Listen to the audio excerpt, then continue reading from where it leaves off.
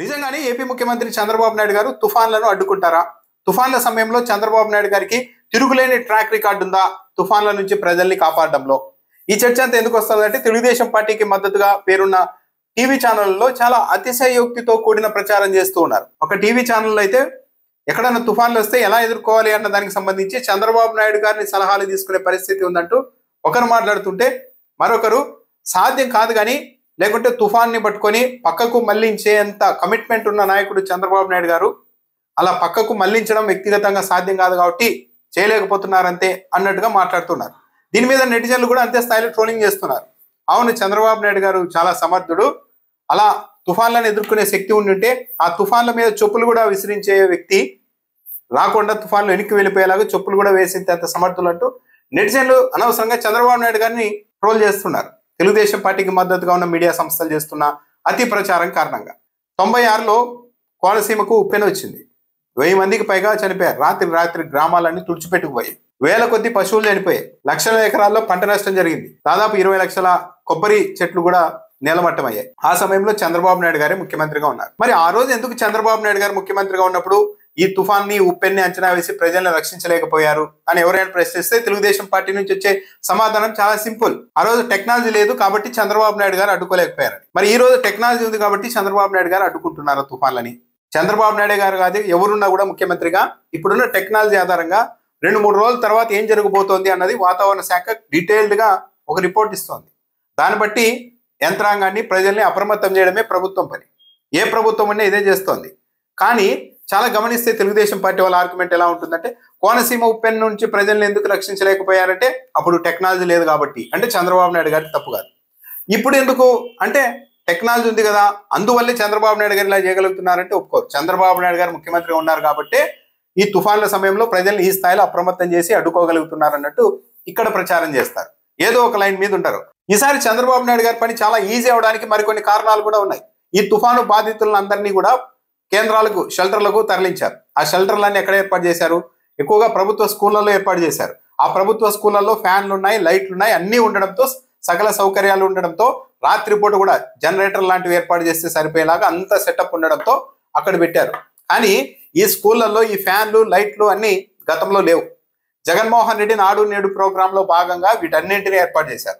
ఇప్పుడు దాన్ని ఈజీగా అందరినీ అక్కడికి తీసుకెళ్లి స్కూళ్ళలో పెట్టి కేవలం భోజనాలు ఒకటి పెడితే సరిపోయేలాంటి పరిస్థితులు అక్కడ సదుపాయాలు ఉన్నాయి. పైగా మొత్తం మొన్ననే సచివాలయ వ్యవస్థ వేస్ట్, 1,26,000 మంది ఉద్యోగులు అనవసరం అంటూ చంద్రబాబు నాయుడు గారు మాట్లాడారు. కానీ ఈరోజు క్షేత్రస్థాయిలో వాళ్ళే పెద్ద ఫోర్స్ లాగా ప్రభుత్వానికి నిలబడ్డారు. సచివాలయ వ్యవస్థ ద్వారానే ఎప్పటికప్పుడు అక్కడ స్థానికంగా ఉన్న ప్రజలకు అలర్ట్లు ఇస్తూ వచ్చారు. ఇది ఎంత దూరం వెళ్ళిపోయిందంటే తెలుగుదేశం పార్టీ అధికారిక సోషల్ మీడియా ఖాతాల్లో కూడా ఆ సచివాలయానికి సంబంధించిన సెటప్, ఆ పైన హారన్కి సంబంధించి అలర్ట్కి సంబంధించిన వ్యవస్థ అక్కడ ఏర్పాటు చేసింది అంతా స్వయంగా పోస్ట్ చేశారు. అంటే గ్రామ సచివాలయ వ్యవస్థ అన్నది ఏ స్థాయిలో ఈరోజు ఉపయోగపడింది అన్నది పరోక్షంగా ప్రత్యక్షంగా నేరుగానే తెలుగుదేశం పార్టీ కూడా అంగీకరించింది. చంద్రబాబు నాయుడు గారు కేవలం అమరావతిలోని ఆర్టీజీఎస్ కార్యాలయంలో కూర్చొని ఈ తుఫానుకు సంబంధించిన ఛాయాచిత్రాలను చూస్తూ గడిపేస్తూ ఉన్నా అక్కడక్కడ సమీక్షలు నిర్వహిస్తూ అధికారులకు అప్పటికప్పుడు ఆదేశాలు ఇస్తూ చాలా సింపుల్ గానే వ్యవహారం అంతా నడిచిపోయింది. నారా లోకేష్ గారు, అనిత గారు, చాలా మంది మంత్రులు కూడా చంద్రబాబు నాయుడు గారితో పాటు అక్కడే ఉన్నప్పటికీ కూడా క్షేత్రస్థాయికి వెళ్లకుండా అంత సవ్యంగా నడవడానికి కారణం ఏంటంటే ఈ వ్యవస్థలే.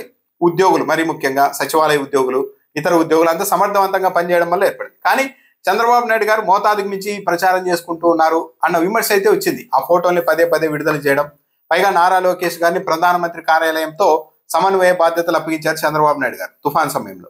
అంటే ఇక్కడ కూడా ప్రధాని కార్యాలయంతో తన కుమారుడి పరిచయాలను ఎక్కువగా పెంచడానికి ప్రధాని కార్యాలయంతో సమన్వయం చేసుకునే బాధ్యతల్ని నారా లోకేష్ గారికి ఇచ్చారు. ఇది కూడా ఒక అవకాశంగా మలుచుకున్నారు తమ పరిచయాలు పెంచుకోవడానికి అన్న ఒక కామెంట్ కూడా వస్తుంది. చంద్రబాబు నాయుడు గారికి ఇది కాదు అసలు సవాలు. ఆర్టీజీఎస్ కార్యాలయంలో కూర్చొని తుఫాన్ ఎక్కడ కదులుతోంది, ఎలా కదులుతోంది అంటే అక్కడ నుండి ఆదేశాలు ఇవ్వడం కాదు. ఇంకో అసలైన పరీక్ష ఉంది. 2022లోనే తుఫాన్ల సమయంలో పంట నష్టపోతే వరికి ఎకరాకు 20,000 ఇవ్వాలి, వాణిజ్య పంటలకు ఎకరాకు 50,000 రూపాయలు ఇవ్వాలని స్వయంగా చంద్రబాబు నాయుడు గారు నాటి ప్రతిపక్ష నాయకుడు హోదాలో లేఖలు రాశారు. ఇప్పుడు ఆ ఇన్ఫ్లేషన్ కూడా పరిగణలోనికి తీసుకుంటే, ఈ కాలంలో జరిగిన ఇన్ఫ్లేషన్ కూడా పరిగణలోనికి తీసుకుంటే ఈరోజు వరికి ఎకరాకి కనీసం 30,000 ఇవ్వాలి, వాణిజ్య పంటలకి కనీసం 70,000 నుంచి 80,000 రూపాయలు ఇవ్వాలి. మరి చంద్రబాబు నాయుడు గారు ముఖ్యమంత్రి ఉన్నారు.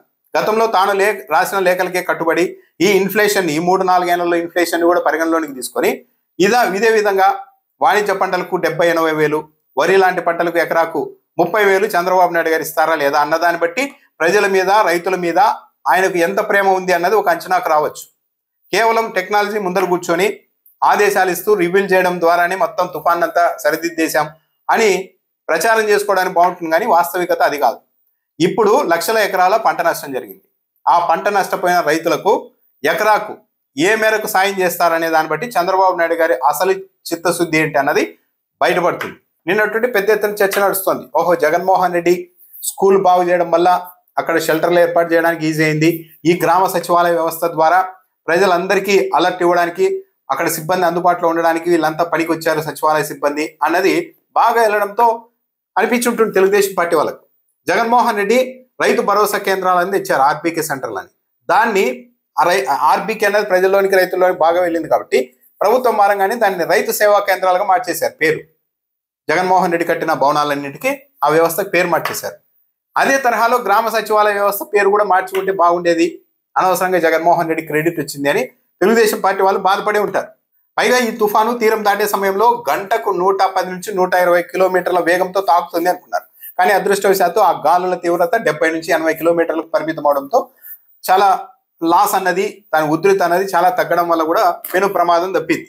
ఇలా అన్ని అంశాలు కలిసి రావడం వల్లే గత ప్రభుత్వం ఏర్పాటు చేసిన మెకానిజం కావచ్చు, ఈ గాలుల తీవ్రత తీరం దాటే సమయంలో తగ్గడం వల్ల కావచ్చు, ఇలాంటివన్నీ పరిస్థితుల కారణంగా చంద్రబాబు నాయుడు గారు కేవలం అమరావతిలోని ఆర్టీజీఎస్ కార్యాలయంలో కూర్చొని ఈ తుఫానుకు సంబంధించిన ఛాయాచిత్రాలను చూస్తూ గడిపేస్తూ ఉన్నా, అక్కడక్కడ సమీక్షలు నిర్వహిస్తూ అధికారులకు అప్పటికప్పుడు ఆదేశాలు ఇస్తూ చాలా సింపుల్ గానే వ్యవహారం అంతా నడిచిపోయింది.